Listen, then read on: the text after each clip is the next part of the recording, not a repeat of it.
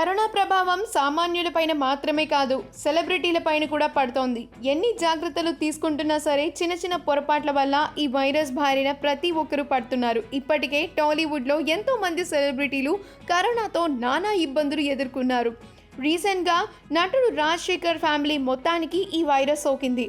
ఈ విషయంపై మాట్లాడిన రాజశేఖర్ తన కూతుర్లు శివాని, శివాత్మిక కోలుకుంటున్నట్లు తెలియజేశారు.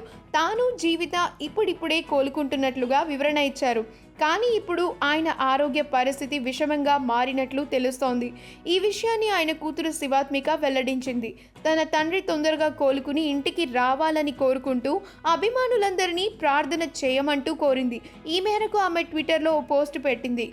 కోవిడ్తో నాన్న పోరాటం కాస్త కష్టంగా మారింది. అయినప్పటికీ ఆయన ధైర్యంగా కరోనాతో పోరాడుతున్నారు. మీ ప్రార్థనలు, ప్రేమ, అభిమానం ఆయన్ని రక్షిస్తాయని బలంగా నమ్ముతున్నాం. నాన్న తొందరగా కోలుకోవాలని ప్రార్థించమని నేను మీ అందరినీ కోరుకుంటున్నాను.